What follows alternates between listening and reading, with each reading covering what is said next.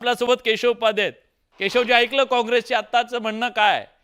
उशीर झाला, उशीर केला गेला, दबाव टाकला गेला, फक्त त्यांनी हे वाक्य वापरलं नाही, न्याय आणला गेला. असं आहे विलास, खरं म्हणजे थोडं इतिहासात गेलं पाहिजे. साधारणतः 90 पासूनचा 2007 पर्यंतचा कालखंड आठवा. एक सातत्याने देशामध्ये मोठ्या प्रमाणामध्ये बॉम्बस्फोट किंवा अशा सगळ्या गोष्टी घडत होत्या. आणि त्याच्यानंतर आणि मग साधारणतः एक सगळी चर्चा सुरू झाली की एकाच समाजाचे लोक याच्यामध्ये कसे. आणि मग त्यातनं काही आमच्या विचारवंत ढोंगी समाजवाद्यांनी एक टर्म आणली की दहशतवाद धर्म नसतो. आणि मग समाजातनं त्याला उत्तर आलं की बरोबर दहशतवाद धर्म नसतो, पण सगळेच दहशतवादी एकाच धर्माचे कसे. आणि मग तिथून या काँग्रेसच्या म्हणजे काँग्रेसचा आजचा निकाल एका वाक्यात सांगायचं तर काँग्रेसच्या विकृत राजकारणाला दिलेली सणसणीत चपराक आहे. 2007 मध्ये पहिल्यांदा ही थीम आणली गेली. 2007 मध्ये समझौता एक्सप्रेस ज्यावेळी बॉम्बलास्ट झाला त्याच्यानंतर हा शब्दप्रयोग केला गेला आणि तो आणला सुशीलकुमार शिंदे असतील, चिदंबरम असतील, दिग्विजय सिंग असतील आणि अलिबागच्या इथे शरद पवारांचा ही टर्म यूज केली. हिंदू दहशतवाद, भगवा दहशतवाद अशा प्रकारची संकल्पना वापरली गेली. हे म्हणतात आम्ही असं कधी वापरून आज हे काय आता पृथ्वीराज चव्हाणांचं विधान कोण काँग्रेस प्रमुखांनी सांगितली मला, आम्हाला खूप हसू आलं. या सुशीलकुमार शिंदेनी 2013 मध्ये एक मुलाखत दिली आणि त्या मुलाखतीत हे सांगितलं की मला हिंदू दहशतवाद हा शब्द वापरायचा नव्हता, पण माझ्यावरती मला तो वापरायला भाग पाडलं गेलं. गृहमंत्री असताना सुशीलकुमार शिंदेनी तो शब्द वापरला होता. त्याच्यानंतर त्यांनी मुलाखत दिली, ती उपरती झाली नव्हती. आणि जे शिंदेसारख्या गृहमंत्र्याला ज्यावेळी सांगितलं जातं त्यावेळी ते वरिष्ठांकडनं आलेलं असतं. हे वरिष्ठ कोण होते काँग्रेसचे हे आज सांगायची गरज नाही. त्यामुळे 2007ला समझौता ब्लास्ट, 2007च्या समझौता ब्लास्टचा नंतर 2017 मध्ये त्यातला आरोपी पकडला गेला. त्यांनी सांगितलं की आम्हाला प्रशिक्षण सिमीचा तो होता, आम्हाला प्रशिक्षण पाकिस्तानने मिळालं, म्हणजे हिंदूंचा काही संबंध नव्हता. पण असीमानंदापासून अनेकांना त्यावेळी तुम्हाला आठवत असेल हे भगवा दहशतवादच्या नावाखाली अटक केली गेली होती. त्यांना वर्षानुवर्ष तुरुंगात डांबून ठेवलं होतं. हे काँग्रेसचं पाप आहे. 2008 बॉम्बस्फोट झाला का झाला, पण मुळामध्ये मतांच्या राजकारणात असलेल्या काँग्रेसला महाराष्ट्रात काँग्रेस सरकार, केंद्रात काँग्रेस सरकार, त्यांना या खटल्यामध्ये रस नव्हता. मुस्लिम निष्पाप, मुस्लिम मेलेत ह्याच्याबद्दल त्यांना देणं घेणं नव्हतं. त्यांना मतांचं राजकारण करायचं होतं काँग्रेसला. आणि या जगामध्ये सर्वात उत्तम असलेल्या हिंदू धर्माला बदनाम करण्याचं काम काँग्रेसने केलं आणि हिंदू दहशतवादी थिरी आणली. आणि म्हणून साध्वी प्रज्ञा सिंग, मला पूर्ण होऊ द्या, मी सगळं लॉजिकली प्रवीण तोगडे आपल्यासोबत जोडले गेलेले आहेत. मला फक्त त्यांची एक प्रतिक्रिया घेतो कारण बराच वेळ झाला ते वेटिंगवर आहेत. ठीक आहे. प्रवीण तोगड़िया जी, स्वागत है आपका. यही कहना है हाँ कि सत्यमेव जयते, सत्य का विजय हुआ है, हिंदुओं को न्याय मिला है और हिंदुओं को फंसाने का षड्यंत्र पूर्णतः विफल हो रहा है. मैं धन्यवाद करता हूं न्यायालय अधिवक्ता को. फिर से सत्यमेव जयते, सत्यमेव जयते. लेकिन क्या इंसाफ हुआ?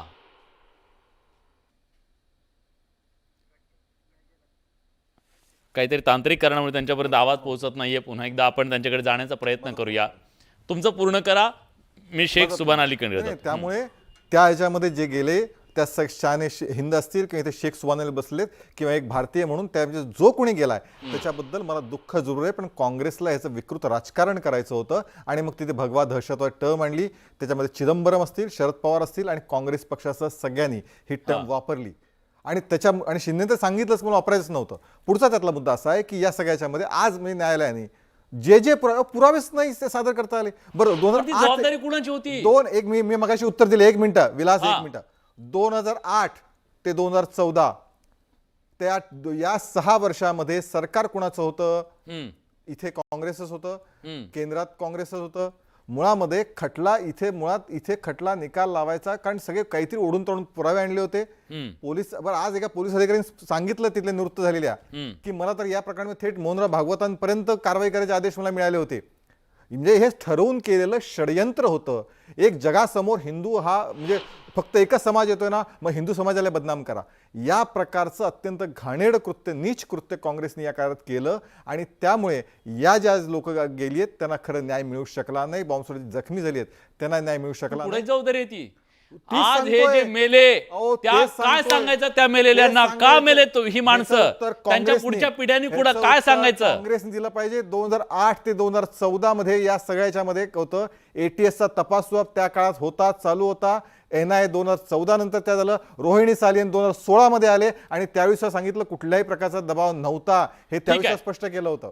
मी मग हा जो न्याय आहे तो मुंबई बॉम्बस्फोटाच्या संदर्भात सुद्धा असंच झालं. हे माझं पण एक मिनिट, बरं झालं असा विलास, हा त्या मुंबई बॉम्ब ब्लास्ट मधल्या ज्यावेळी येतो, निकाल आला, दोघांकडे येतो, ज्यावेळी हा. निकाल आला त्यावेळी खूप लोकांनी सांगितलं की बिचाऱ्यांची बघा ना किती वर्ष वाया गेली. आज माझा प्रश्न आहे, या सगळ्याच्या आज किती दुःख गाळलं या लोकांची आयुष्य, महत्वाच्या आयुष्याची वर्ष आज 15-15 वर्ष तुम्ही वाया घालवली तुरुंगामध्ये. या सगळ्यांच्या बद्दल कोण किती लोकांनी दुःख बाळगलं? जे दोषीच नव्हते. अत्यंत एकही पुरावा तुमचा टिकला नाही. ना स्कूटरचा पुरावा टिकला, ना बैठका झाल्याचा पुरावा टिकला, ना असं काही त्या पुरोहितनी सैन्यातनं आरडीएक्स आणलं हा पुरावा टिकला. कुठला एक सिंगल पुरावा यांना सादर करता आला नाही. मला सांगा, ही पहिली जबाबदारी 2008 ला तपास ATS कडे होता, काँग्रेस ठीक सरकार आहे. होतं. का शेख नाही सुभान सिद्ध अली करता बोला. आलं? हा शेख सुभान अली बोला. मी येतो, मिलिंद सर येतो तुमच्याकडे. बघा, बडेजी हे दिशाभूल करत आहेत. असं सांगत आहेत की पुरावा टिकला नाही. अहो, संस्था तुमची आहे ना, हा कोणी टिकवायचा पुरावा, कोणी 8 ते सादर 14 पुन्हा करायचा. सरकार होतं थांबा, इथे. थांबा आता तुम्ही थांबा महाराष्ट्राला ऐकू द्या. बडेजी जे 3 लॅपटॉप सापडले त्याच्यामध्ये जे कॉल रेकॉर्डिंग होते त्याचं शब्दांकन हेमंत करकरे साहेबांनी जे न्यायालयाला सादर केलं त्याच्या पान नंबर 69 वर हे लिहिलेलं आहे की या संविधानाला आम्हाला मानायचंच नाहीये, हे पुरोहित सांगतायत. आणि याला संपवणं हे एकच आपल्याकडे मार्ग आहे. आणि 72 याच्यावर सांगतात की this constitution is not applicable to us, will not be acceptable to us, another constitution will come. Sheikh Subhan Ali, हे जर असेल तर न्यायालयाने हे मान्य का केलं नाहीये? कारण ते हे न्यायालयाच्या समोर आलं असेल ना, विश्वासार्हच नव्हतं. हे मग सांगत न्यायालयावर नाही. प्रश्नचिन्ह उपस्थित करतोय का आपण आता? हे जर त्यांनी समोर ठेवलं होतं न्यायालयाच्या, तर मग न्यायालयानं याला गृहीत का धरलं नाही? बघा, मी एक नागरिक आहे, संविधानिक माझा अधिकार आहे की या पुराव्याला कशाच्या आधारावर नाकारण्यात एविडेंस आलं. नहीं दिया है कोर्ट ने। हाँ शाहनेहीन जी एक मिनट सुभान अली पनिशमेंट नहीं मिला। क्या प्लीज आप पहले एक बात ये सुन लीजिए कि जो अभी तक जजमेंट नहीं आया है, लेकिन हमारे पास जो रिपोर्टर्स और लॉयर्स की जो वहाँ मौजूद टीम थी, उनका ये कहना है कि इनको जो एक्यूज्ड थे इनके खिलाफ पर्याप्त सबूत नहीं मिलने की वजह से इनको सजा के मुताबिक सबूत नहीं मिले, इसलिए इनको छोड़ा गया। इसलिए नहीं छोड़ा, इनको बेगुनाह नहीं माना है। अगर इनके खिलाफ सबूत नहीं थे तो ये गलती है NIA की, सबसे बड़ी जांच एजेंसी की। लेकिन ये नहीं कोई बोल सकता है कि ये पूरी तरह बेगुनाह थे।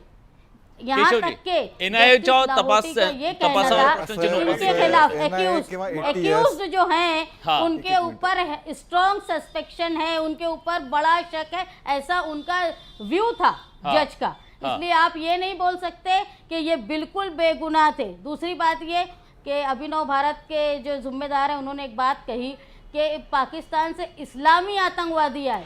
आपको ये बोलना था कि पाकिस्तान से आतंकवादी आए, इस्लामी लफ्ज़ आपने नहीं इस्तेमाल करना था, क्योंकि जहां आप हिंदू आतंकवाद के खिलाफ आज नाराज हो रहे हैं, वहीं मुसलमान भी इस बात पे नाराज होता है कि कोई अगर आतंकवादी मुसलमान होता है तो आप उसको इस्लाम से जोड़ देते हैं। ये बिल्कुल गलत तरीका है आपका। मिलिंद जी ही गोष्ट बरोबर आहे ना, ही गोष्ट बरोबर आहे। जर धर्म नसतो कुठल्या दहशतवादाला तर मग धर्म दोन्ही बाजूनी नसेल ना। कि कोई धर्म आतंकवाद करने मी विचारतो शाहनेहीन जी, मी विचारतो दहशतवादी नहीं है। आप ये भी सुन लो मेरे से, भारत का मुसलमान दहशतवादी नहीं है। भारत का मुसलमान इस देश से उतना ही प्रेम करता है जितना एक हिंदू करता है। मैंने ये कहा कि पाकिस्तान से इस्लामी आतंकवादी का धर्म होगा, लेकिन इस्लामी आतंकवादी कशाला? मला सांगा ना, त्याला धर्माचं कोंदण कशाला? हा मुद्दा त्याच्यावर आहे ना भगवा ना हिरवा, कुठला दहशतवाद असतो ना। दहशतवादी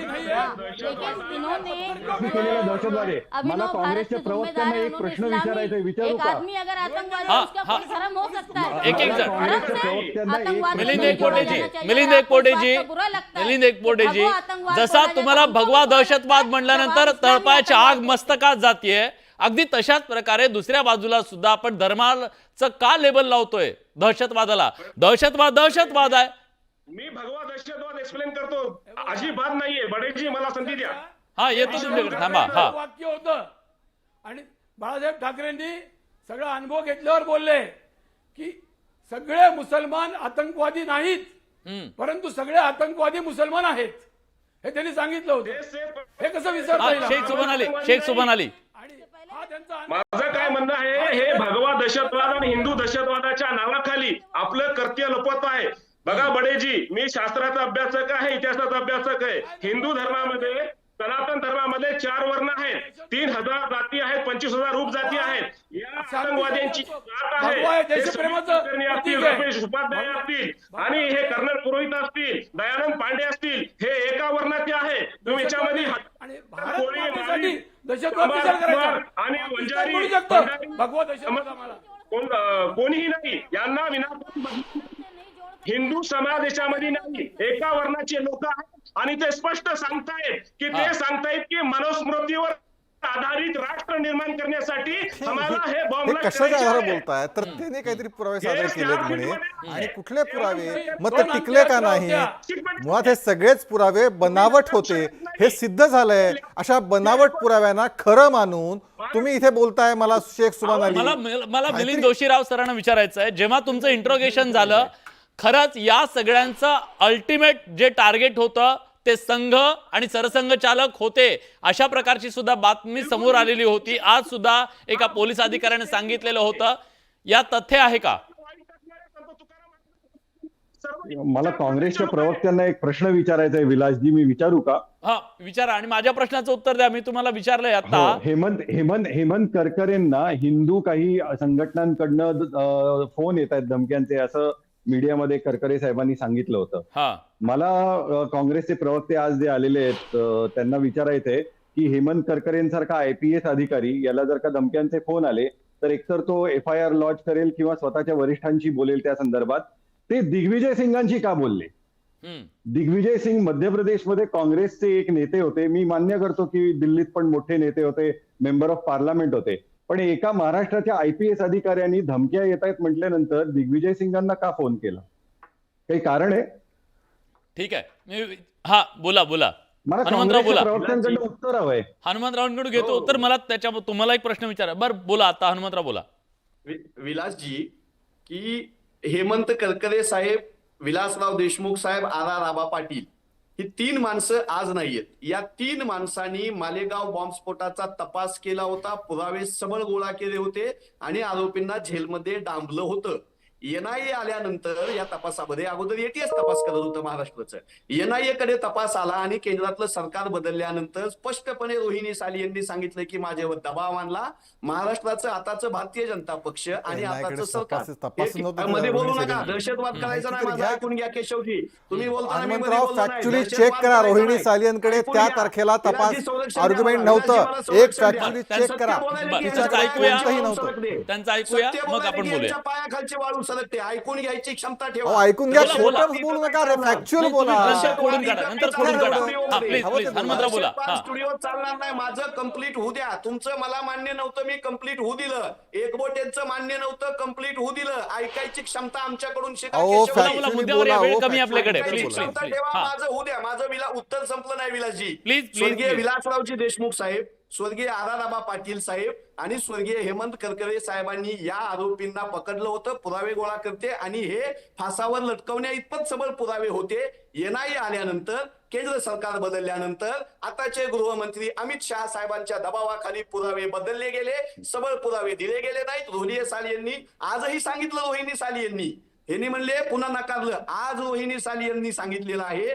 त्यामुळे या खटल्यामध्ये सरकार बदलल्यानंतर, हे भाजपाच्या सरकारचा दुटप्पीपणा एका सेकंदात संपवतो. ज्यावेळेस मुंबई बॉम्बस्फोटाचा निकाल लागला त्यावेळेस हेच देवेंद्रजी महाराष्ट्राचे मुख्यमंत्री आणि भारतीय जनता पक्ष म्हणत होता आम्ही सुप्रीम कोर्टामध्ये न्याय मागणार. आणि आता हे गुलाल उधळत आहेत. एका आरोपीला तुम्ही गुलाल उधळताय, एका आरोपीसाठी तुम्ही रडून सुप्रीम कोर्टामध्ये जायची भाषा करताय. सरकारसाठी दहशतवादी असले पाहिजे. बॉम्बस्फोटातले हिंदू मरो मुस्लिम मरो, ते भारताचे नागरिक म्हणून सरकारनं कटिबद्ध असलं पाहिजे. पण हे जात आणि धर्मावर दहशतवाद भारतीय जनता पक्ष बघतो. अतिशय महत्वाचा मुद्दा तुम्ही मांडला. मी केशवजींना विचारतो, केशवजी, या प्रकरणात तुम्ही सुप्रीम कोर्टात जाणार, दाद मागणार का? एक, आणि दुसरं, जसं तुम्ही मुंबई बॉम्बस्फोटातल्या प्रकरणात सुप्रीम कोर्टात जाताय.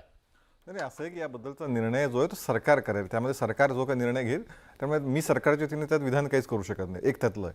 पण या सगळ्याच्यामध्ये जी थिअरी वर्षानुवर्ष राबवण्याचा प्रयत्न झाला, आणि मी मुद्द्यासहित सांगितलं, ज्या रोहिणी सैलियनचा उल्लेख वारंवार येतोय त्या ह्याच्यामध्ये रोहिणी सैलियन त्या सगळ्या पिरियडमध्ये कुठेही हिअरिंगला नव्हत्या, त्यामुळे दबावाची मुळात ही थिअरीच खोटी. त्यामुळे मुळात हा विषयच इथे येत नाही. माझं म्हणणं एवढंच आहे, नंतर वाटेल तर सांगा, आमचं काही म्हणणं नाही त्यामध्ये. ते काँग्रेसच्या बैठकीत खरं तरी बोललं पाहिजे. या प्रकरणात सुप्रीम कोर्टात दाद मागितली, त्या प्रकरणात मागितली, तर मेसेज काय नाही, मेसेज सवालच येत नाही. जिथे जिथे दहशतवादी हल्ला झालाय तिथे दहशतवादी घटना आहे, ती तपास झालाच पाहिजे. इथं मुळातच काही नाहीये. इथं पूर्ण एक पुरावा 8 ते 14 दोन्हीकडे सरकार होती, त्याचं उत्तरच देत नाही. 8 ते 14 मध्ये असं का कॉन्क्रीट यांना काम नाही करता आलं? इतकी इफिशियंट सरकार आहे, इतकं त्यांना काळजी होती. कारण यांना मुस्लिम समाजातले निर्दोष लोक मारले गेलेत ह्याच्याबद्दल काँग्रेसला काही देणं घेणं नव्हतं. त्यांना एक या देशामध्ये आता असं आहे की त्याच्यानंतर पोलीस तपास करतील, ते तपास यंत्रणेचं काम आहे. पण मुळामध्ये या सगळ्या प्रकारामध्ये खोटा प्रचार, खोटं नॅरेटिव्ह, खोटी कथा, पूर्णपणे खोटी कथा रचून एक विशिष्ट पद्धतीने म्हणून मी सांगितलं, फक्त मी एका घटनेचा उल्लेख नाही केला, मी आसिमानंदापासून सुरुवात केली. आणि कशा पद्धतीने साधारण हल्ले होत असताना एक हिंदू समाजामध्ये अशा घटना घडतात, हिंदू समाज लोक असे दहशतवादी आहेत, हे भासवण्याचा प्रयत्न काँग्रेसने केला आणि तो प्रयत्न मोडून काढला गेला. हे त्याचं आजचं उत्तर आहे. ठीक आहे.